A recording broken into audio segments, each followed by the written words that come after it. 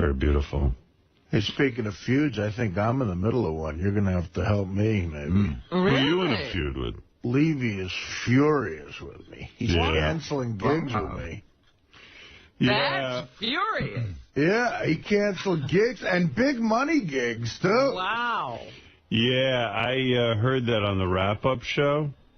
Gary, where is that clip that Artie's referring to? He called Teddy. He didn't even call me. Right now, he was booked for Pittsburgh and then Detroit and Atlantic City. In Atlantic City and Detroit, he can't. For some reason, he's keeping Pittsburgh. Must be good money. That'll be awkward. But both, though, Detroit and Atlantic City, Detroit especially, be big money. I mean, I understand Bob's point. You do take special glee in ripping Bob Levy and hitting him where it hurts. We have an odd relationship, me and Bob. There's something going on there. No, but from being on the road a lot, you know, you start to get that brother mentality where you get vicious with people. And there's this argument, this issue has been going on forever. And I'm being honest with him. I say, look, I don't think you have a good argument in this. The Dave Chappelle joke that he claimed Dave Chappelle on his show ripped off a joke that Bob wrote. And the joke is, I'm so horny when I get home, I'm going to beat my dick like it owes me money. Okay? And so that showed up in a Chappelle show, an episode of the Chappelle show. Levy and me, a few days after it aired, had a gig together, and he goes, yeah, I'm furious with Chappelle. And I'm like, why? I don't know if he's ever met him, you know. I don't know. Why are you furious with him? He goes, well, he's going to hear from me. He stole one of my jokes on his show. And I go, what joke? And he goes, well, you know, the joke Beat your dick. Yeah. And I said, Bob, listen, man, I don't know if you should fight this battle. And he's like, why? What are you talking about? I don't... Are you sure you wrote that joke? I said, that sounds like one of those public domain type. You know what I mean? Sounds old. And then he got... You know what I mean? It sounds like, you know, it was at the first ever Friars Club dinner they were using that. And he's like, no. And I saw he was very defensive about the fact that he wrote that joke. And then I said, well, listen, Bob, I hate to bust your bubble, but I've heard other people say that before me and you started working together, because me and Levy started working together about when I started here. Right. And he goes, well, they stole it from me. And I go, all right. So I could see he was passionate about it. Yeah, and so I kind of laid off. And then I heard Chappelle, and then Chappelle was going to be a guest on the show.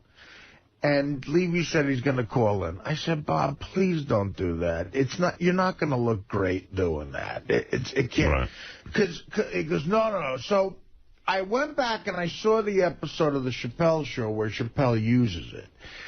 And it's said by this, like, puppet who's supposed to be playing like a bad, hacky comedian. So it's not even like Chappelle's trying to use it in his act. Chappelle didn't come out and in his stand-up monologue go, I'm so horny, I'm going to beat my dick like a... Right. You mean it was used as an example of a bad comedian? In the writer's room, they're going, this character, this puppet has to say some of those bad old jokes that hacks use.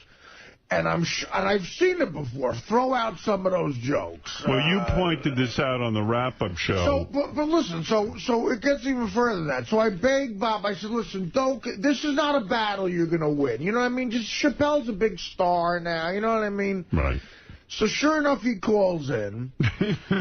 And I don't know if you guys remember this. Howard, you know, loving a good fight like he should, puts Levy on and gives Levy full, fair ground there, you know. And Bob explains his situation, and Chappelle goes, "Oh, so you must be a hack." And you know, which is like, and I'm sitting there like, you know, and I said to Bob, I can't defend you because I happen to agree with him. And so I stayed quiet, and I think he was a little mad I didn't defend him more. But I said, Chappelle's arguing my argument. I'm trying to be honest. You told him not to do it. I said, don't do it. And he sort of came off looking badly. All right? So then cut the, we don't talk about it anymore. And then we start roasting in here. And the first roast I was on, the Ronnie roast, you know, Bob's the host, and I re-brought it up, you know, with a couple of jokes. And the jokes got good laughs. They were, you know, they were funny. But he wasn't in the roast spirit. He was mad at me for doing that. Right.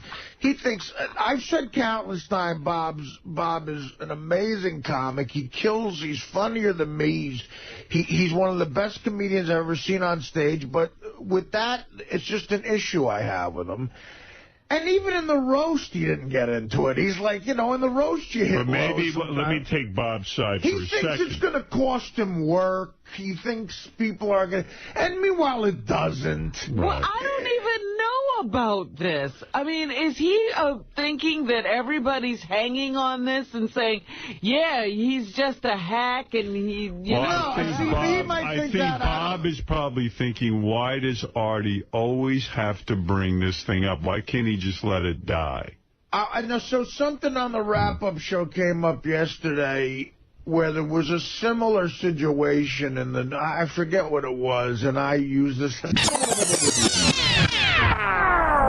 People get like really like who I know we know some comedians that were arguing over this one particular joke, and it doesn't come to mind right now. Oh, Joe Rogan and Carlos Mencia. Oh, Levy's with Chappelle. Yeah, Levy's with Chappelle, and they were like it's sort of feasible that they have. It wasn't that was Levy's and Chappelle again. Yeah, there was nothing there. I don't want to get Bob in an uproar, but. Right, but I don't think there was anything there. Sometimes people... Chappelle used the joke in the context of what's the joke? Comedian telling a hacky old joke. What's the joke? The joke was, I'm going to beat my dick. I'm going to go home and beat my dick like it owes me money. Okay? That's the joke. Right. And, again, Bob claims he wrote the joke. I don't think so. I think the joke was written 100 years ago by somebody. But Bob claims he wrote it. And Chappelle used it not in his stand-up act, in the Chappelle show. And the context was some puppet was being an asswipe hack comedian and said the joke. So Levy sees it and thinks he stole from him because... you know, he went to writers were at Caroline's when Levy was performing, and writers from Chappelle's show were there. And it led to this whole big thing. I brought it up in a roast, goofing on Levy, and that's how it escalated a little bit. But the anger between comedians has been around for years. I remember a comedian being in years ago telling me, like, he left a voicemail on a guy's answering machine, you know, like, if I see you, I'll kill you. Yeah, look, you're taking somebody's livelihood. I mean, look at that. That's really heartbreaking if someone takes a full, like, 15-minute chunk. And the big thing is Dennis Leary supposedly stole from Bill Hicks. I think that's complete. I think the only similarity between the two is their attitude and that they smoke. There was a joke about cigarettes. Yeah, they're both very funny guys. They had similar attitudes on stage. I don't think Dennis Leary stole anything from Bill Hicks, and I'll say that until I'm off Rescue Me. No, but honestly, before Rescue Me, I had that attitude about it. I said it on the air. I didn't think he ever stole. And I didn't know Dennis before then. The other thing is the Carlos Mencia and... Joe Rogan. Not Rogan. Well, George Lopez. No. Well, Carlos Mencia... Joe Rogan accused Carlos Mencia of stealing from 𝗦𝗵cie𝘄. Oh, okay. And Levy. He also confirmed. that to me, I haven't examined enough. That might be true, but Joe, I would trust his opinion. But he was passionate about the Leary Hicks thing too. And he was dead wrong. I didn't see that at all. No. We played it on the air. We only even examined the Bill Hicks, Dennis Leary thing because Joe Rogan's like, you got to listen to this. Wait till you hear it. It's unbelievable. And we played it, and we were sort of like, I don't know. I'm sort of not seeing that. So, you know, when Joe sort of lost a tiny bit of credibility with me on that in that area because I think he's quick to jump, but I haven't examined the Carlos Mencia thing either. And it's not seen as being flattering at all. It's like blatant theft, as you said, Artie, of somebody's livelihood, even though somebody may be a big fan of humor. Yeah, if someone comes up to you and says, hey, listen, I was in Bum, Texas, and they were ornery, man, and I needed to laugh, and it worked in this context, and I said it to get off the stage and get paid, that's fine. It's almost like that's almost a little flattering. You needed a laugh, so I used it. If someone does it at, you know, say Carnegie Hall or where there's going to be a lot of press on television, God forbid in a special, or just in New York or L.A. or Chicago in a big market where, you know, because you got to think, in big markets it's fun because that comedian could play there the next week and be in front of the same crowd and get shot. Well, there's a famous story, and I never know if it's urban legend or not, but it's supposed to be Eddie Murphy and Arsenio Hall and another comedian sitting around one night, and one of the lesser comedians did a bit, you know, like a rap, and the other comedian, maybe the Eddie Murphy, again, I don't have the names right, but Eddie Murphy goes, well, I'm going on the Tonight Show tomorrow, and I'm telling that joke, and once I tell it on Tonight Show, it's mine. Richard Pryor with the Chinese menu. Is that right? I think so, yeah. But it is. I think Richard Pryor was involved in it, but he said, once I tell that on the Tonight Show, that's my joke. Doesn't matter where you told it. I own it because the whole world has seen it. There's stories. Kinnison had a story of Robin Williams. Robin Williams in the 70s would bail comedians out of jail, and it was really like, why did he do that with so many comics who had problems? And it was because he felt bad about stealing. That HBO special he did from the Metropolitan Opera House, supposedly he had to pay off 50 comics, including Gilbert, because he just did the shit and it was out there for everyone to see Robin Williams doing it, and he never told them. There was another story to that where the comics, it got to the point where comics, if they just needed money, they'd walk up to Robin and be like, oh, you did my toothbrush bit. And he was stealing so many bits from so many different guys, he couldn't keep track of it. You just pay him right on the spot. Well, why is it when a cover band does, you know, Springsteen, it's honoring him, and when a cover comedian does it, it's not? Well, you still know Springsteen. You could play, well, no, but how you could... Springsteen could sing Born to Run 1,000,000 straight times, and you're going to love it 1,000,000 straight times. You can't hear the same joke 1,000,000 straight times. That's the reason. You know, once it's heard, once people heard a joke, you can't get a laugh out of them again. Now, speaking of things that you can't stop laughing at, we had the Guess What's... He brought it up on the wrap-up show again. I brought it up again, and it's one of those things where I think... Where is Bob? Maybe we should get him on the phone. Yeah, no, I think we should, because I feel horrible. Yeah, for him to start turning down money. But why do you feel angry. it's necessary to keep bringing this up? Because you know you love to torture Bob. You know there's something in you that's angry with Bob. No, you know what? No, I'm not angry with Bob at all. There's something you know how to see Bob as a guy. I see Bob as a guy. If I didn't have the luck I've had in my career, I could be a guy going from like gig. Bob? No, but I'm saying Bob works hard and he goes from gig to gig to make ends meet. And I've been blessed with some good jobs, and you know I don't have the money issues he has, and I feel I give him gigs whenever I can. Right. And I love working with the same. We're like brothers in arms in a way. We drink. We like to party. So why do you always pick this topic up that stabs him in the heart, and you keep going back to it. When you have like a little brother or something, and there's something if you tease him, it's just going to aggravate the fuck out of him. You do enjoy aggravating. I do. I enjoy busting his balls. And so much to the point where the day of my roast, I had to call him and console him afterwards because he was upset. And then another issue I think Let's get Bob on the phone. Gary, are you working on this, or am I? Well, what is Bob? Another issue I think he has is the last roast.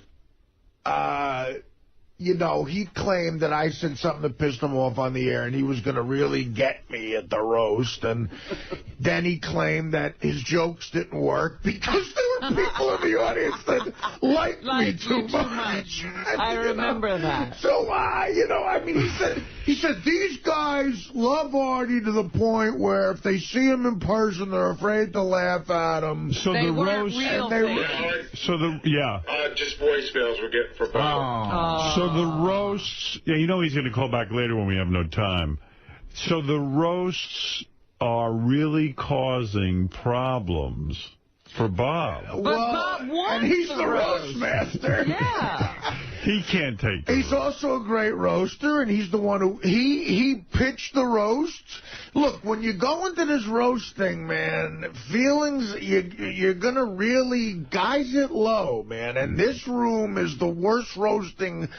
Best roasting, but worst roasting. Right. As far as hitting low I've ever seen in my life. Right. This is crazy that gets said in here. Right. I mean, crazy stuff. I agree. And everybody's skin gets thicker because of it. And it seems to be the one unraveling the most from it is Levy. That's I don't understand. He's Mr. I want a roast. Yeah, and so his argument last time... wait a second, though. You got to take a little responsibility in this. Yeah. You know how to get to Bob. Yesterday was out of line. All right, so. And I even thought it was out of line after I said it. Okay. That wasn't necessary. Sometimes when you're doing... on the air yesterday? He listens all the time, and by the time I got home, I had some shit to do. I got home about 2 o'clock, and Teddy calls me up and goes, listen, Bob is furious. And some used to wrap-up show, and I knew exactly what he was talking about. I almost expected this, but Levy didn't even call me, which means he's really mad. Wow. And then he says to me, the oddest thing was, Pittsburgh's June 29th. And he goes, he's coming to Pittsburgh, but he's canceling Atlantic City and Detroit. And I go, well, we got to sit through that awkwardness in Pittsburgh? Well, he probably feels maybe there's not enough time to cancel. Yeah, and I hate to say it, but there's more than enough time to get another time back. So will you tell him that when we speak to him? Of course I will. Listen, here's the thing. When he comes to Pittsburgh, we're going to make up and everything will be fine. And Detroit in particular, that's the Fox Theater. That's 6,000 seats. If we could sell that out, it's a lot of money for Bob. And I refuse to let him not do those gigs. He might not want to. And you're very uncomfortable with people being angry at you. Oh, yes. Absolutely. What is it, Sal? He called me yesterday. He is steaming like you wouldn't believe. And I got to admit, I agree with you, Howard. Like, we know you love Levy, but you always give him these cheap digs where he can't defend himself. Most of the time, it's on a roast day or in a roast. Okay, and he's the one who wants these roasts. And they're great. The roasts are fantastic. But on the other side of it, this wrap-up show thing was out of line. I agree with you. It was. But I think when he rethinks it, will be fine. I don't want to see him turn down all this money. It's a lot of money. He called me yesterday. He goes, what are you doing on the 13th?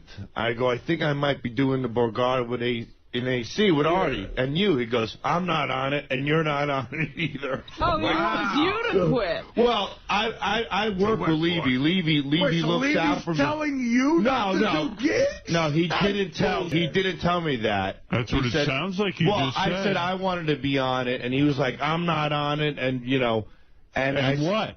And what? He didn't necessarily and you're not on it either, but He wants you to quit the gig? No, not at all. You not just said well, that. Whose side are you on? I'm on nobody's side. Are you on Artie's side or Bob's side? Are you going to leave the gig or are you going to stay on the gig? I'm not on Artie's gig. I was thinking about it. Oh. But Levy was on it. No, Levy was on it.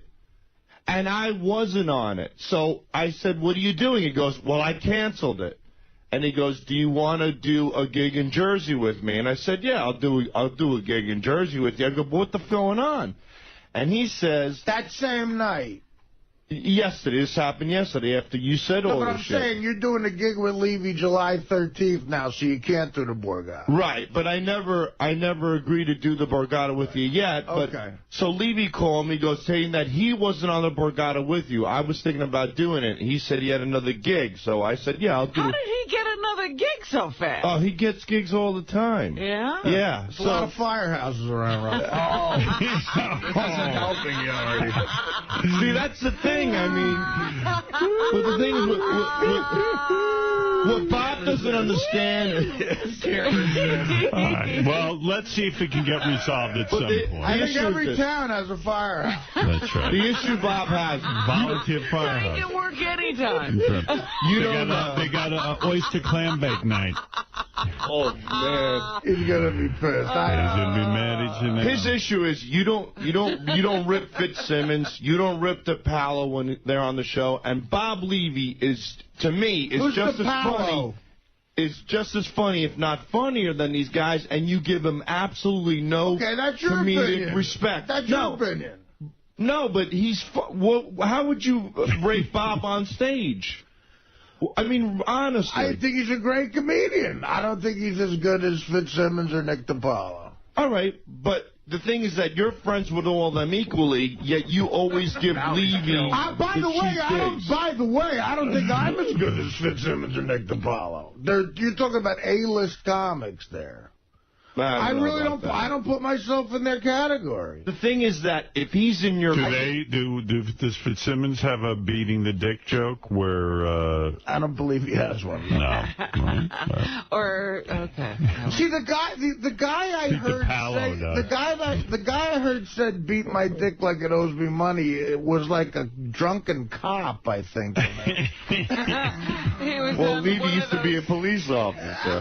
That is his, you know what, that is his Niagara Falls. That is his Achilles heel. Okay. That is his, when you bring up the beating the dick joke that he wrote, and that Dave Chappelle... But do you see how I was trying to help him? You see how, somehow Master Tape Theater you can find when Chappelle, it's probably the last Chappelle appearance ever, and Dave just said, well, you're a hack then. And I knew he was going to say that. That's what I would have said. Right.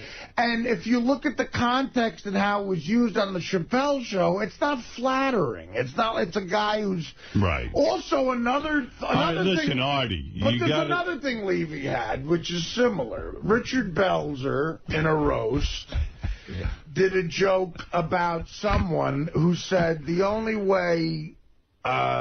you would be funny. The only way you'd be funny, the only way you'd have a funny bone in your body is if I you in the ass. Right. Levy saw that on a roast, a big roast. And says, now Bells is ripping me off.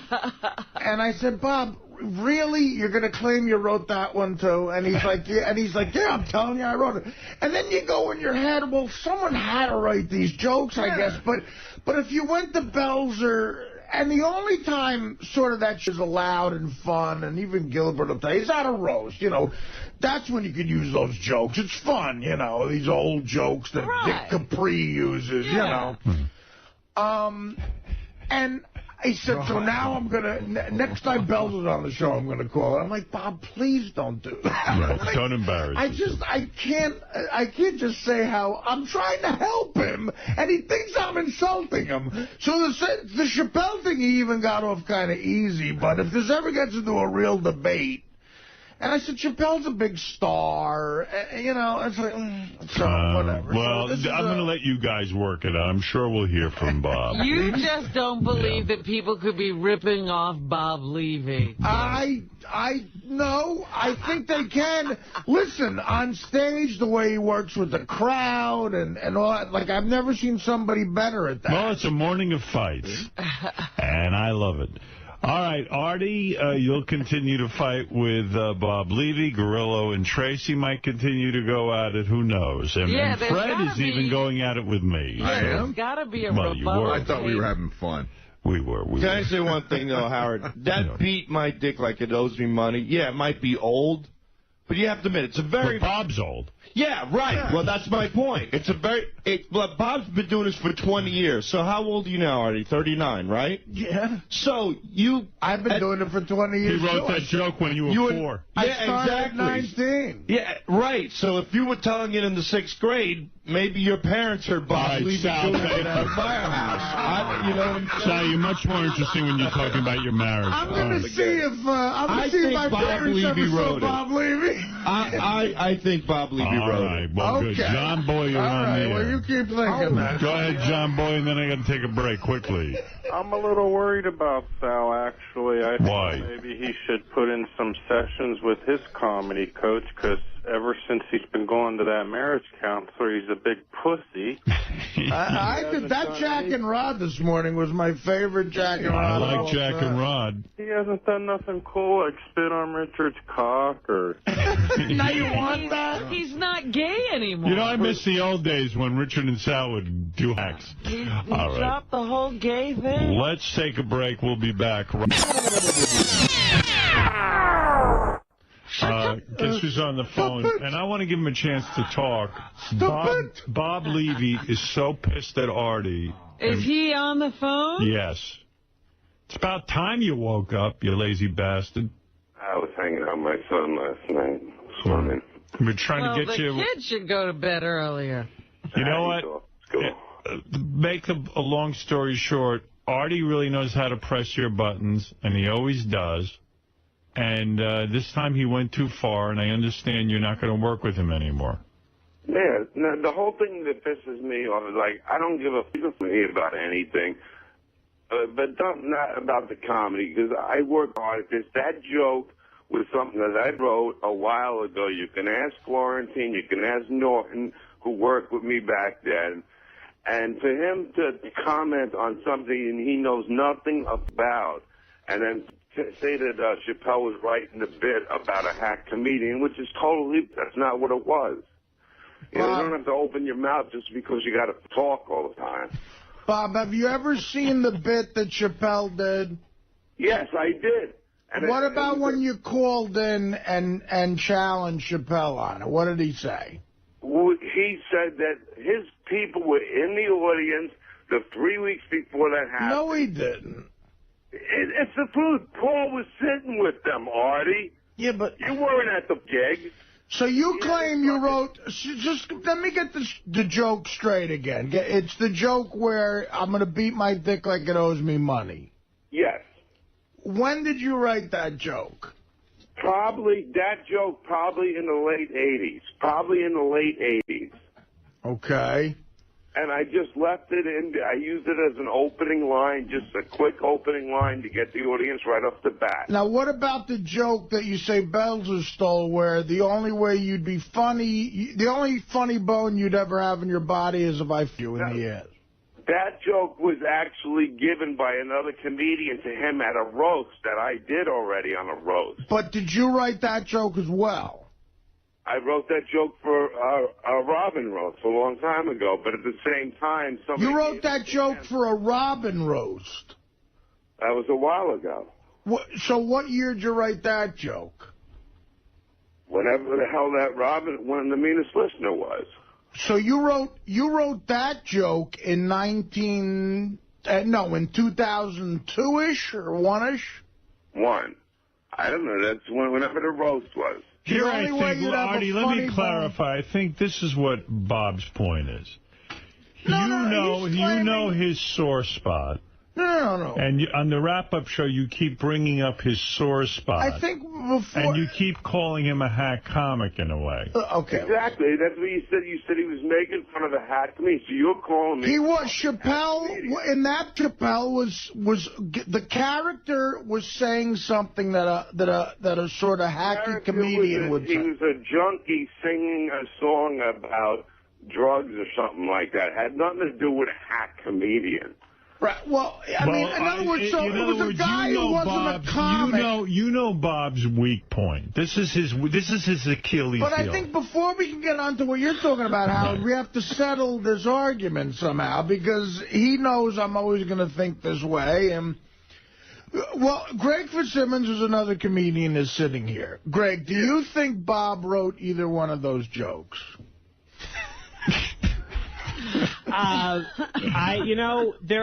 There is examples of what they call parallel writing, where two people can have the same concept. But I will say that I remember Joe Rogan, because we started out in Boston together in the early '90s, saying she me like she owed me money, but I don't remember the dick thing. But as far as the only funny bone in your body being if I in the ass, that feels like a joke I've just heard on a lot of roasts. It's been on the internet as early as 1998 that I know of. Yeah, I mean, I don't know that... I mean, but I'm not saying that Bob... Bob claims he wrote it after 2000. But I could see somebody sitting in a room and thinking of that joke. It's a pretty pedestrian idea, and it's a funny joke, but usually if you think of something that's that, like, easy... You sometimes will go What's going to be now? I have to move this along. Bob, what is going to be? You are no longer talking to Artie? No, I mean, look, I love the guy, and I thought he liked me, but I mean... I do like you, Bob. I'm busting your balls. He puts me on the show. No, but I can take a beating on anything, and I do. But you can't. Does he pick on you more than the other comedians? Totally, man. I mean, he doesn't say a peep. If Dane Cook came in there tomorrow, he'd be kissing his ass. You know? No, I don't claim that. Do you think Artie... That mouth one comedian. Do you think Artie... Except Chappelle. Do you think Artie... I never badmouth. I said his writers fuck it. If you listen for the 10th time. I've heard that you canceled several gigs that you're going to do with Artie. Yeah. Yeah, well, Bob, first of all, you really think Chappelle's writers stole that joke from They were in the audience, Artie. Paul was sitting right next to them. They were in the audience. All right, so, okay, fine. Well, let's just agree to disagree with that. First of all, how are we going to... So, we have 3 gigs coming up. You canceled 2 of them. How are we supposed to get through Pittsburgh with you mad at me? Well, cancel Pittsburgh. I'll stay home with my son. Why would you do that? I don't need to... Now you're being ridiculous. You're being ridiculous. I don't treat my friends like that. I treat my friends like friends. All right? I don't promote... Have I not been a good friend to you over the years? Yeah, and I've been a good friend to you, and I've never you. Okay, so listen, I'm sorry. I'm apologizing then. I'll apologize for what I think bringing it up yesterday was out of line. I shouldn't have brought it up there. You know, this has been done for years. This has been over for years. Chappelle, we talked, it was over, and that was it. You know what I mean? Well, I don't think you settled anything with Chappelle. I'm a hack comedian. Do you think it's because Artie has said it? He said it as early as this morning. Artie said, you know, if it wasn't for a couple of breaks that I got, I could end up being Bob Levy. Oh. No. You know what? It ain't too bad being me, okay? No, Bob. I didn't say it's so bad. I'm saying that, you know, he's a guy who, you know, has to work and get gigs and you know, I could turn down gigs now because I've been lucky. And I'm saying I could easily have had that happen to me. I got a couple of good breaks, that's all. You mean it could have easily happened to you that you'd be Bob Levy? No. It could have happened to me where I have bigger money issues in my life. That's what I'm talking about. I don't have any issues. I'm happy with... That's all that matters. All right, fine. I don't give a... Fine. That wasn't meant to be an insult. But I apologize for what I said yesterday. It was out of line on the wrap-up show. I'm being serious. Artie, you did say there are plenty of firehouses where Bob can perform, but he doesn't work with you. I was trying to be funny. But clearly, look, the king of the roast here clearly is sensitive. I mean, you know. Isn't this a little weird, Artie? It's like I why never is Bob so anybody upset? on comedy. I help people all the time. I work with 5 guys every weekend because we're friends and we want to keep something together. And I don't go out there and try to throw them under a bus. Bob, does it upset you that Artie said as early as this morning that you are nowhere near the level of Greg Fitzsimmons? I said I think Greg and Nick are funnier than me and Bob. I said they're better comics as far as I'm concerned than myself. I know I do my job, and that's all that matters. You know what I mean? Well, I mean, no, that doesn't mean anything. I mean, Greg and Nick are A-list guys. That's me being truthful, and me and you could go together on the B-list tour and make money. Yeah, but I'm just saying, look, you put people after me, let's see how good they are. Right. Now, Bob, you kill. Listen, you kill on stage. I've never, and it is very, even though I'm on the show, it's very hard to follow you. What's going to be, Artie? I see that Bob has had it with you, and I don't see him accepting think that's true at all. He's not accepting your apology. No, I didn't hear him. He's canceling gigs, Artie. Are you canceling Pittsburgh as well, Bob? Yeah, I mean, if it comes down to it, I'll cancel it because the other two I'm definitely canceling with Sal. Well, Bob, how are we supposed to Maybe do? you look down on him because he does that hacky blue cheese bit you don't like. Again, I'm sure Bob wrote that. That I know he wrote. You know he wrote the blue cheese. Eating blue cheese out of a chick's Do you think ass. Chappelle might steal that? Maybe if he eats watermelon. No, I'm kidding. No. You see, here's the other thing about Levy. I did him a favor, and well, you know what? I'm not even going to go there. What is the favor? No. Go ahead. I'm not going to go there. No. Go ahead. I'm not going to go there. He wants to hear. Do you want to hear this, Bob? No, I don't. I don't care, man. He doesn't want to hear it. What favor did you do him? You mean you did him a favor booking him, is what you're saying? No. Bob and me have always done business together. We've made each other money. I think Bob is dumb for canceling these gigs because I love him and I want him on the gigs. And I do a better show when Bob's there. The fans love him, and I think canceling these gigs is not something I want, Bob, and I don't think deep down you want it. I think you're mad right now, and I'm apologizing. I didn't want to, but I don't like to be treated. Look, you can. So listen, are you making rules for the roast now, by the way? Because I know you were mad at after I made a joke about this on a roast. Now, Mr. Roastmaster here, can I not talk about your comedy? We talk about each other's comedy. Yeah, Bob, can I give you a list of stuff I don't want you to talk about me? The roast. I don't give a fuck about that. It's when you. Something came up. All you had to do was say, "Oh yeah, that happened." You don't have to say, "Oh yeah, don't get me started on that." Like it's the biggest thing in the world. It's not. You were pissed off, Bob. You called a bunch of people afterwards. You were pretty upset. No. He's admitting that. He's saying he's upset, and look. It was a dumb thing to say, Gary. You're a genius too. I'm just telling you how it went. What did he say? I know how it went. I'm not piling on you. I'm just telling you. Hey, can I ask Artie a question? Because I'm listening to you. The bit that Levy has where he can't spell, I mean, like, that's a great bit that he wrote. But Artie, I want to ask you a question and be honest about this. It doesn't sound like you're being totally honest when you say you could have been like Bob, but you caught a couple of breaks. Do you really believe that, or do you think that you've done better? Because, A, you're funnier, and B, you might have a different work ethic. No. I believe he has a fantastic work ethic. That I know for sure. I'm saying I have gotten very lucky in my career. But is that luck? Yeah, I think a lot of it is. Absolutely. Without question, a lot of it's luck. I think Levy is a great stand-up comic. Are you buying this, Howard? No. Yeah, I agree. I agree. I think you're being really nice. I said you may be telling the truth, but nobody believes it. Right. Well, you didn't get lucky. You're a funny guy. I'm not saying Bob's not funny. Bob's a really funny guy. Bob, well, I am the captain of the Italy team in the World Cup of Comedy right now in Syria. It's true. But can't argue with that. No. You know what, Gary? You're looking too far into it. Bob is a very talented. Well, the first time Bob, do you accept Artie's apology, or are you not? Are you sticking to your guns and not doing the shows?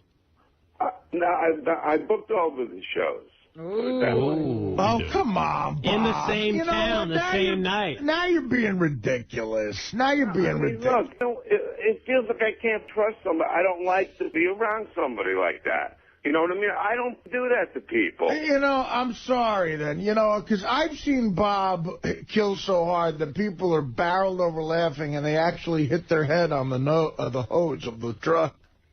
What truck is that? Do it, Artie. In 5 years, you'll be playing them. No, I won't. I'll be in 5 years now. Come on, you know that. Bob, what would it take from Artie to get you back on those shows? What would he have to do? Who's that, Steve the intern? No, Greg Fitzsimmons. It's Greg, the guy with the show on Sirius.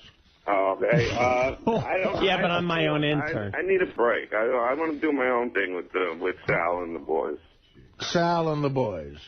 Sounds like Bob's really upset with you. Listen, I hear him crying. Bob, I think you're being ridiculous now. If you rethink this, you'll want to look. Detroit is going to be a big payday for us. Come on, you don't want to do that. Come on. I don't know. I thought your kid was at school. No, he's home. Oh. He's done with school. He came upstairs. Bob doesn't want his kid to grow up being a better speller than him. He's keeping him home. True.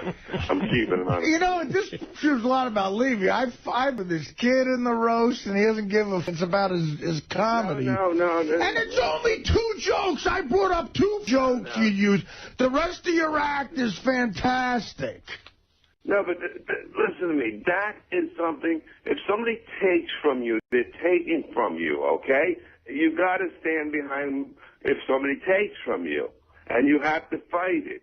Well, I think Bob is making it clear he is not making up. I would love to pull the fight he had with Chappelle on the air. Well, he is first not. Of all, Levy forget that he is not making up. a lot when he got on the air with him. Artie. Oh, yeah, because I'm arguing on the phone because I wasn't allowed to come in and go face-to-face with him.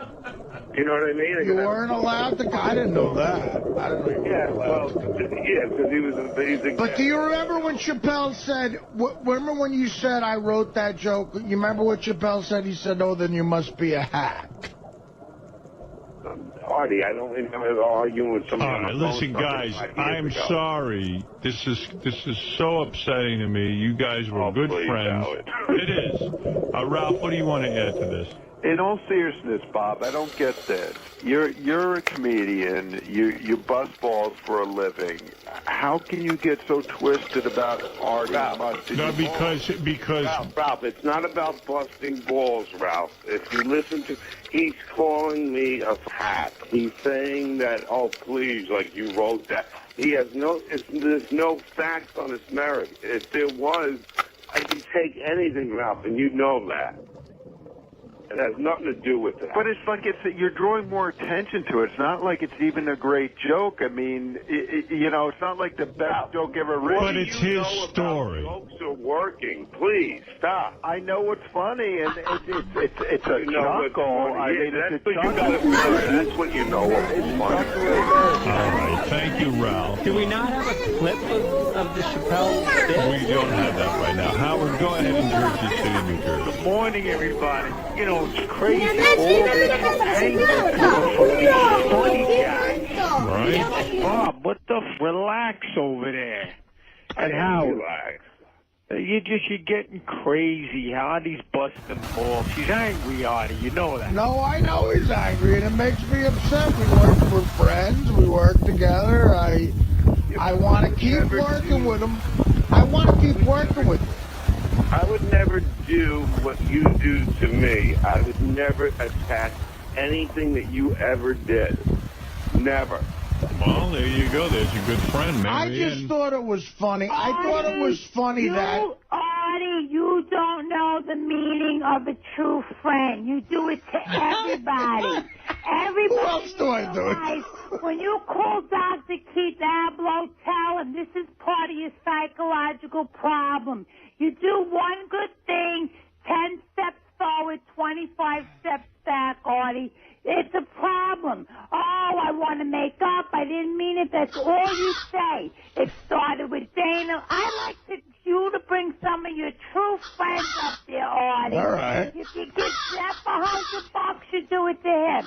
If you take Levy on a gig, you do it to him. Artie, you do it to everyone, and that's part of your All right, there we go. I love you. The shows are great. Thank you. If you weren't on live for me, Howard, I don't know what I would do. I love you, Howard. Thank you, baby. Okay, there's Marianne from Brooklyn.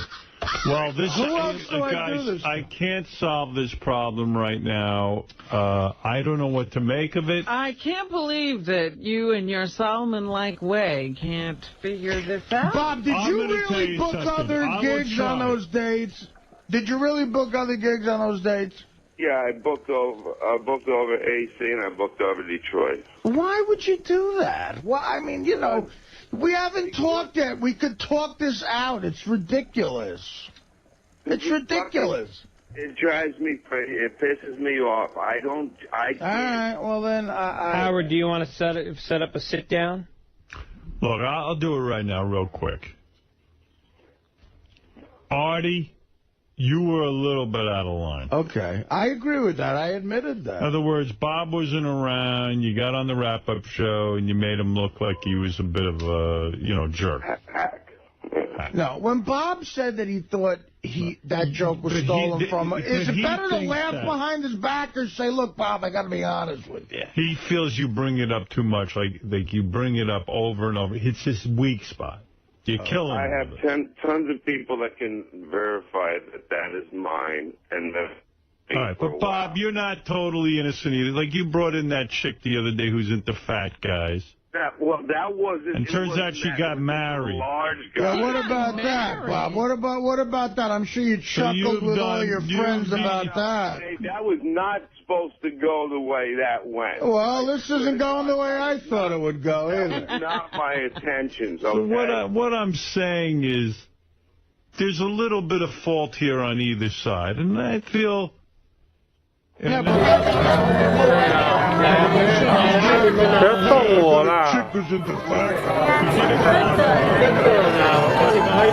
liked you, that wanted to meet you. Stop it, Bob. Why wouldn't you call me? Call me directly, then. Why go behind my back and put it on the show?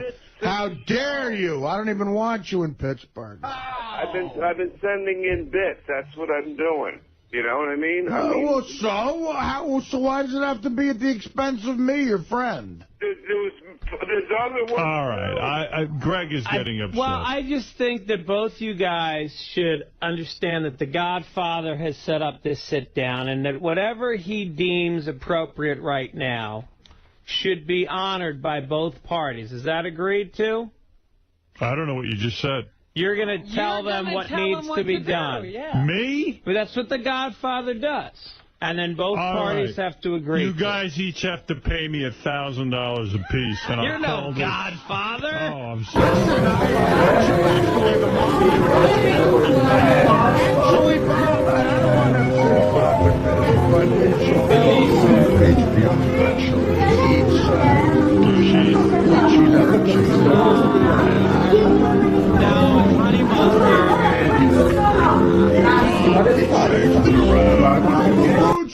Artie has apologized to you. It's watermelon. He says will you not say this anymore? Will you stop saying it? I'll stop. Okay. Okay. Listen, I admit yesterday I crowbarred it in there because I think it's funny to talk about, but just like I have to forget about all he gives me, I'll forget about this. Mr. Sensitive over here. And I won't use it at the roast anymore. You send me a list of what I'm allowed to bust your balls about. I don't give it. You can do it on the roast, but you reeled that in. They were doing a barbecue rib commercial you threw it in, please. Well, you know, listen, we're trying to help Carson's rib. I know. All right. Listen, Bob. Okay. Well, I promise I will never do that again. And it's not that. You don't have to promise anything. It's just to treat a person like a friend if they're a friend. I think I treat you like a friend, Bob. And it was two guys who were friends. I was busted. You weren't there to. I don't think you realized how sensitive he is. Yeah, and you weren't there to defend yourself. All right, Bob. You are not going on those shows with Artie, right? Why? He told me. He says he's booked over him, Artie. What is he going to do? I just know he's shooting himself in the foot. I know they're better money than he could make somewhere else. He's shooting himself in the foot. How do you know that? You see, there you go, thinking I don't make any money, too. Bob, I know you. We know each other. You know that Fox Theater, 6,000 seats, that's going to be a great gig. Hey, Artie, you want to tell that story about Bob one more time since it's the last time we can hear it? Put it to rest. It is a good story. And first of all, I didn't know you wrote the joke about the only way you'd have a funny bone in your body is if I didn't know you wrote that in the early 2000s. I have seen that. I have seen that as he's still giving you the business, Bob. I didn't know you wrote the one about waiting 30 minutes to go swimming either, so if I can give me a break. Well, listen, absolutely. That could be an old joke as well. And I'm not going to defend that. I'm not going to defend that. You know, I wouldn't go on attacking you about it. That's what I'm saying. But, Bob, the point is I never came to you and said someone stole that joke. Do you know what I mean? I never if I heard that, Artie, I wouldn't be pissed off. That's an old joke. Bob does not accept your apology. Am I right, Bob? I was trying to do Bob a favor and saying, please don't make a big deal. Don't make a big deal out of this because it's going to become an issue, and now it's a big deal. Now it's a big issue. You apologize. Bob, Fine. Fine what? Do you accept his apology? Yes, I do. Okay. Listen, do not book June 29th, okay? Come to Pittsburgh.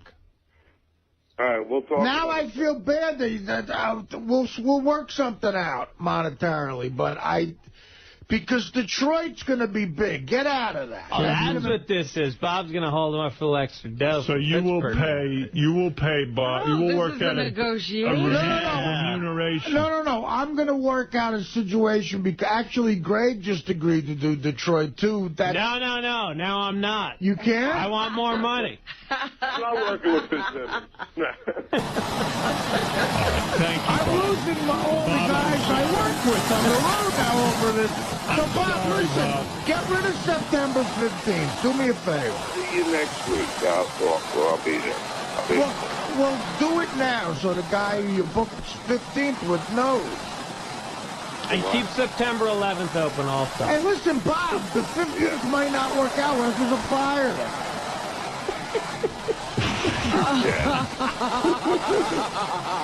You're saying Bob only works firehouses? And there's going to be a fire and his whole audience is going to have to get up and that was Artie's version of now go get your shine, Bob. Yeah. I hope Bob doesn't react the same way Pesci did. No, get your lunchbox, Bob, you want to work with Artie that night, or do you want to work at a firehouse where your audience could potentially leave if there's a fire? Is what Artie I don't said. know. That's a tough one. You know how many babies have died because Levy was taking too long with the blue cheese? Levy was killing. Thank you, Bob. Bob, you always kill, and you've literally killed. Thank you, Bob. All right, so I love Bob. I'm going to call you later. Bob, I think you're the greatest. And listen, Bob, I'm going to call you later. You take my mess. I like you. I love you, Bob. Who knew that? Who knew you would like Howard? Howard. Yes. Take care, bro. Take care, brother. All right. You see, now you got to hit low. Bob is my bro. Bob puts together the roast. He helps the show. He's a bro. Yeah, Bob can't take a joke. He's still my bro. Thank you, Bob. I'm going to call you later. You can either take my phone call or not. I don't know what you do. It's funny that Bob would be insulted, too, by anything, because like guys like him are journeymen. They've worked the road for 20 years. Artie knows. Make a nice living. He gave him the dig. I know, but the fact that he's even sensitive about it, he knows he's got a good life. Levy, he talks about guys like Norton, Florentine. Those guys are kings of busting balls. They're funny guys. He went a little overboard. And he can't take this. I mean, it's ridiculous. The day of my roast, I had to console him. You went a little overboard. A little overboard. Maybe I did. That's all. Maybe I did. You don't realize what you mean to Bob. And he doesn't understand. You were a little bit out of line. You were a little bit out of line. You know, those other guys don't have your clout with him. You come to me. You're a little bit out of line, too. All right, let's go over to... drinks are on the house. Unless you buy top shelf. Bring your shine box. And go get keep him here. Keep him here. All right, let's go over to Johnny Hine, who's got the wrap-up show at 11 o'clock today, or as close as we can get to it. Johnny boy, what do you got for us? Come on, come clean. One guy we know who doesn't beat his dick like it owes him money is John Hine. That's right. Well,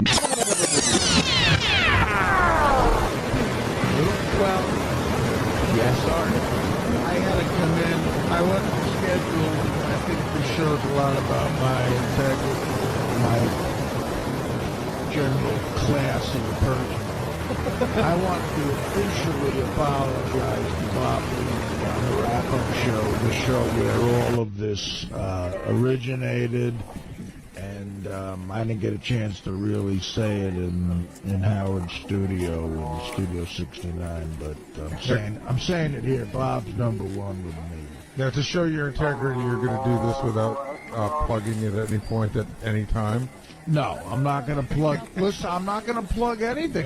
Listen, I hope Bob gets to Detroit's Fox Theater September 15th.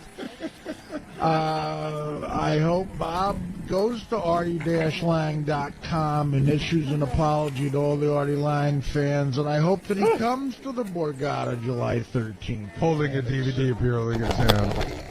Yes, and Beer League out on DVD. I don't think that, I hope Bob gets it and studies some of my act and notices that I write my own stuff. And when he's sitting in that basement, he rents dirty work on pay-per-view. And I hope he watches the best of Artie Lange from Mad TV coming soon, I think, DVD. And I hope that he comes to Cohasset, Massachusetts, August 3rd and 4th, and really apologizes to some of the New England fans. They're some of the best there is. And if FX just happens to show up on his TV? Yeah, listen, if FX shows up on Rescue Me, he could always get drunk and pretend he's talking to me by talking to my character cousin Mike on Rescue Me. Hey, Artie, in all seriousness, on Rescue Me, I literally started TiVoing it solely for you. So what episode do you turn up I think I'm in, 6 through 11. All right, because I got the first two on TiVo, so I'm going to start watching it this year. July 13th, 14th, around mid-July it starts. Yeah, I wasn't sure whether I should rush to watch them or not, because I'll make sure I'm up to speed by number 6. Around 12 or 13, you're going to see me from done. It's going to be so good. Mark in Virginia, you're on the wrap-up show. Hello? Mike, you there? Yeah, what's up? I'm a big fan, Artie. Thank you so much. Hey, I really support you with this whole thing. I think Bob's out of line. I mean, you helped the guy out so much and everything. Listen, Bob helps me out a lot, too. Listen, here's the thing, Bob. I'm sure Bob is chomping at the bit to say. He brought up, there's one joke that I do in my act that's sort of one of those public domain jokes. I've done it on TV. I just love it. It's one of my favorite jokes ever, and I put it in, and it was probably written years ago, and the joke is, I've never been swimming because it's never been half an hour since I last ate. That to me is just one of my favorite fat jokes ever. And I use it. It's the only joke that I have in my act that might be one of those public domain things. And Bob throws that up in my face. But the point is, I understand that it is. And if another comic used it somewhere in some sort of context, I could never honestly be mad at the guy. I would never bring up a fight and fight that fight. I would look ridiculous. So with Bob, you see, but I'm coming from the standpoint where I'm saying I didn't write the joke. That's a totally different thing. Bob's coming from the standpoint like, no, I wrote the joke. That's why I'm so pissed. And I don't think I'm looking like an idiot. And sometimes you might have to just believe Bob and say, look, someone had to write those jokes. But Fitzsimmons' point is a good one, that it's not the smartest of jokes. Other people could have thought of it, so why choose that as a stance? Right. Right. I mean, people have the same thoughts a lot, you know. Well, if you missed the beginning of the show, what really sort of tweaked Levy, here's Artie trying to explain the situation. I see Bob as a guy. If I didn't have the luck I've had in my career, I could be a guy going from like gig. Bob? No, but I'm saying Bob works hard and he goes from gig to gig to make ends meet. And I've been blessed with some good jobs, and you know I don't have the money issues he has, and I feel I give him gigs whenever I can. Right. I love working with the same. We're like brothers in arms in a way. We drink, we like to party. So why do you always pick this topic up that stabs him in the heart, and you keep going back to it? You know when you have like a little brother or something, and there's something you know, if you tease them, it's just going to aggravate the fuck out of them. You do enjoy aggravating. I do, and I enjoy busting his ball. Now, the official statement I've gotten from the Levy camp, because the wrap-up show did try to reach Bob Levy, is, I'm spending time with my son. I don't want to be on the radio all day. I'll be in on Tuesday. This has got to be the first day ever he hasn't wanted to be on the radio all day. And wanted to spend time with his son. No. You see, that's low, Gary. I'm not going to sit here and let you do that to him. He's a great father. And he's told me and the dealer we were buying the Coke from at the same time he's a great father. No, listen, again, it's just odd to me that Levy can with me on every sensitive, like he's brought up about my sister, my mother, my weight, the fact that I might die, my comedy, by the way, every single thing. My roast was brutal. And I just have to sit there and he brings the fat chick in. He knows that's not a friendly thing. He knows, look, he could have called me up and said, all right, I got a chick who wants to. It turns out that broad, I think, just got married. That was a total scam. And I'm supposed to let that brush off my back. And when I put him a little bit, he's all wah, and I got to deal with him. I got to treat him like a 10th grader who I just made upset about something. It seems like, though, and you alluded to it just there, but Bob certainly said it, the comedy. If you touch the comedy and your act, that's what sets everybody off. Like, that's the sensitive spot. You know what? Every comedian I know with each other's act, they say, like, if you say something that might be too easy or hacky, or everybody does it to get out of a bad gig on the road, and people get it. You get it all the time, and to me it's crazy. Here's a guy who claims to be Mr. Roast, and he's got the thinnest of skin out of anybody. Hey, Shuli, if you're around, come on down here. Shuli was giving me the rap today. He was sort of siding with Bob, just in the sense of, like, you don't goof on, like, when you get on the air, his feeling was, when Artie Lange gets on the air and says Bob isn't funny, the fans buy into it, and it hurts Bob. Well, listen, to prove that Bob's funny, just come to any gig that I'm on with him, and you will see him kill harder than anybody. A lot of people have seen us together. They know Bob's funny. By the way, the best joke written maybe this entire year was when you said that you've seen people laugh so hard that they hit their head on the fire hose. That joke was perfectly crafted, Artie. Thank you very much. Hey, look, man, what are you going to do? I think Bob wrote that one. So, Shuli, say to Artie what you're saying to me today, how... I was saying that as a comic, you know, the one Achilles heel every comic has is when another comic goofs on their material or says something. We all do it. I don't know what comedians you're hanging out with, but every comedian I hang out with, we found each other's material all the time. But you know what? Maybe there's a difference between making fun of Bob's material in the green room when you're waiting to go on as opposed to on the show to the whole audience. Well, I admitted that yesterday I was out of line. I should not have crowbarred that, and Bob wasn't here. It came out of nowhere. And Artie, like a few months back, like maybe 5 months back, like you and Richard were going at it on some stuff, and you made a comment, like a real slight, subtle comment about, you know, Richard's horrible on stage. The next 3-4 gigs we did, Richard couldn't get one joke out because the audience was jumping down his throat saying, you suck. So in a lot of ways, a lot of people that are listening, they hear what comes out of your guys' mouth. I wish I could care less about that. I don't care. Well, I'm just telling you what the perception is. I will tell you that Richard... Fight through it. It'll make him a better comedian. Richard was crushed. He was crushed when you said he wasn't funny. I didn't say he wasn't funny. I said his stand-up, which is a totally separate thing. John Belushi was funny. He wasn't a stand-up. I think Richard's a funny guy. I just think his stand-up needs work. That's all. Who the fuck need work? He's been doing it for how long? You said his stand-up wasn't funny. You said it as a joke in a roast, but it hit him hard. I'm not saying it's right or wrong. Listen, I don't do stand-up. I'm going to stop. I want everybody to submit all of the stuff I can talk about in a roast. Okay, I want my list of I can talk about. Well, because I don't want to hurt anybody's feelings. But in your roast, Gary, didn't Bob go after Artie's comedy? And it didn't really go over. Well, I think that Bob tries to retaliate, and it's just not as good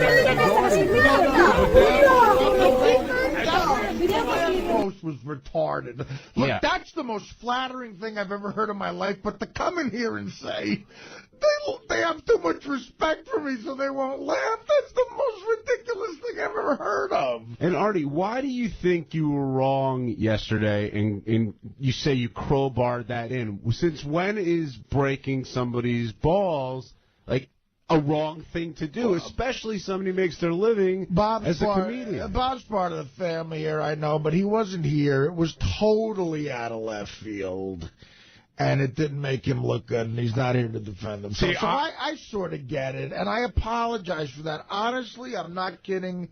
I am sorry for that particular incident. I really am. But there have been some things that you've done on the show where I've really felt that there's an anger. There was a diatribe. It's not an anger. I don't know how else I could tell you. There was a diatribe you did here, right in the wrap-up show. I think it was the day that girl, he brought up the girl who looks fat, and you go, you know, that's fine if you want to be who lives in your face. But it went on. It went on for a long time. This is my fault. I was trying to do, it happened when the phantom me calling Howard a jerk thing happened during that. Right. I was trying to do this goofy little character of a guy, you know what I mean? Like, and it was... No, I got the joke. And Levy got it too, and he didn't... Levy wasn't upset with that, because he got I was trying to be funny. That was different. I don't think Levy's being honest about that, too. No, you know what? I think Levy called Sal on that one. But when these digs happen, I don't care what you guys say, there's underlying meaning behind them. It could be 99% of a joke and 1% of the truth, but there's definitely something there. You're right. I'm going to be honest with you. I don't think Bob is the first person to write those jokes. I will go to my grave thinking that. Maybe Bob thought of them and someone else did, and he's not stealing it, but I don't think there's any way Bob's the first guy to write those two jokes, and I thought it was dumb for him to get mad at Dave Chappelle and pick that sort of show business argument to have, and I'll never think any differently than that. But I'll play devil's advocate a little bit, be Bob, and I'll say, what are the comedian that you're friendly with, that you respect, do you foot like that? Do you bust Nick DiPaolo's balls like that? Like in different ways. See, I don't have the same issues with Nick. In other words, like I think Nick is an original guy, and I don't think Nick ever. What are you laughing at? Because it's.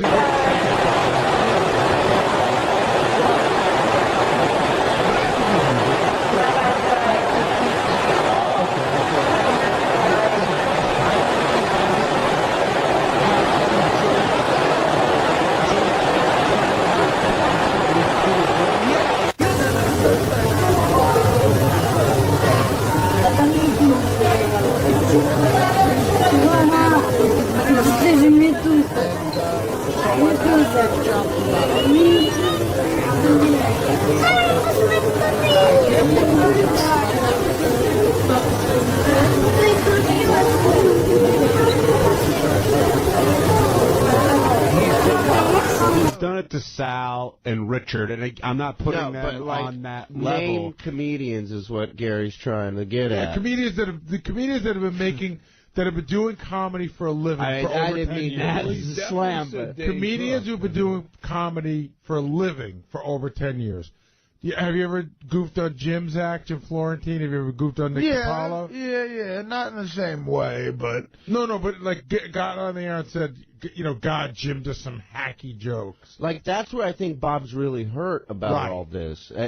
Seriously, like, he feels like there's a totem pole, and he's at the bottom, and no matter what, he's always going to get on because of his position on that totem pole. Well, I don't know. Did you put dice a little bit? The people... With money. Well, I don't know. But Artie's not Dice's friend. Yeah. Right. You know what I mean? So it's easy. Listen, I've always been able to be... The people I like the most are the people I'm able to be the most honest with, to tell you the truth. I feel comfortable around Bob. I like busting his chops. And probably he's probably the guy with the most, but he's the guy I've worked with the most in the last 7 years. But me and Norm used to with each other. Me and Spade used to with each other all the time. But did you ever talk about that Spade or Norm wrote? Well, I don't hack want to jokes? Actually privately, but I don't want to get into anything. No, that's fine. I mean, but with each other, if you do with each other on that level, then those are guys that Levy's in company with. Yeah. But, hey, that's kind of interesting, though. Even though I thought this argument was ridiculous, but what Artie just said, like, I would never bring that up publicly, what I said about Spade. Right. But you would bring Bob up. Yeah, well, this has been out in the open now. I mean, there might be other issues I have with Bob, but I'm not saying it on the air. Yeah, Artie almost went somewhere with that. Yeah, I know. He said, believe me, I'm doing Bob a favor. Was it racial racial I'll tell material? You No, I know nothing about it. I'm gonna go out on a limb and say it involves Artie lending money to somebody. No, got nothing to do with money. I try to counsel Bob and Sal in the sense, not about comedy, but I think they're a little too rough around the edges with the racial, and there's no way. Like Bob always talks about, why am I not on Conan? Why am I not on Letterman? Well, first of all, a guy who has that joke in his act, I'm going to beat my dick like it owes me money, will never get on Conan. Will never get on Letterman. As soon as a guy booking that show sees it, they're going to walk away. Do you have two different acts? For very original material. But Artie, do you have two different acts? Like, do you have an act that you do obviously live, but you have an act that you could do have you?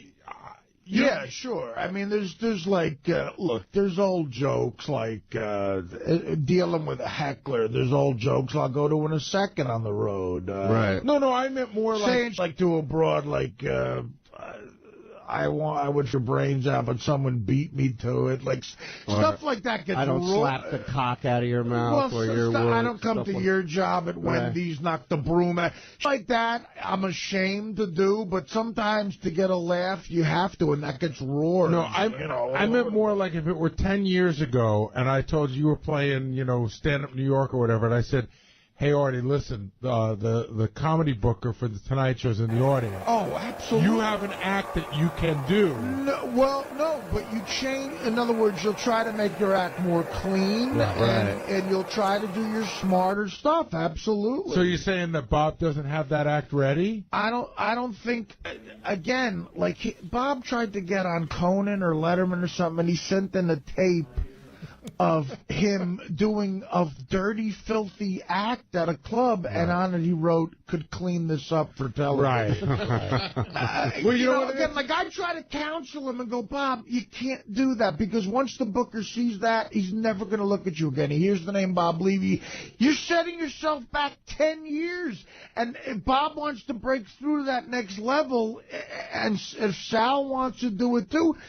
Again, the usage of the N-word, I mean, like, it's just like, you'll never get on television. You'll get on Stern because Howard's fascinated with people who have that kind of honesty. But regular show business, you will not get hired if you use the N-word the way Bob does, if you use it the way Sal does. And what I'm talking about, what I don't want to get into it, Bob, is a racial thing that was on my DVD, and I made my editor take off. After the Chappelle thing happened, I did a couple of gigs with Levy, and he said something that Bob didn't want me to take off, and I said, take it off, because I'm not even going to say what it was, because it's better if it's in your imagination.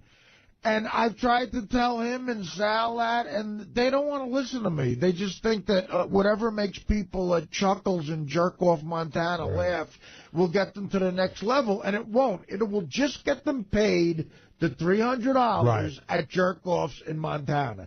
That's all it's going to get. And I don't care if it kills, how hard they laugh. You got to get on Letterman, Conan, to get on a television show, you have to, even something as awful as adapt.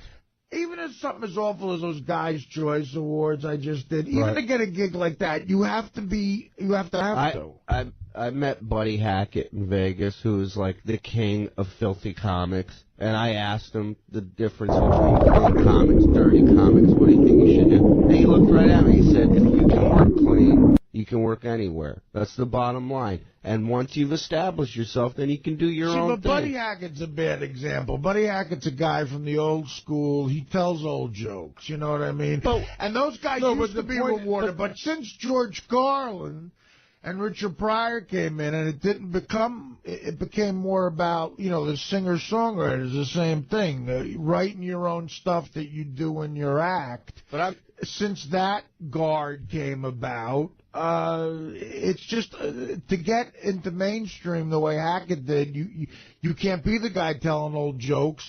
And you could be dirty, but you're going to get on HBO. You're not going to get, and you're not going to get corporate gigs. But now there's corporate gigs that let dirty happen as long as it's a different world. Let's work some calls in, guys. Roscoe in Philly, you're on the wrap-up show.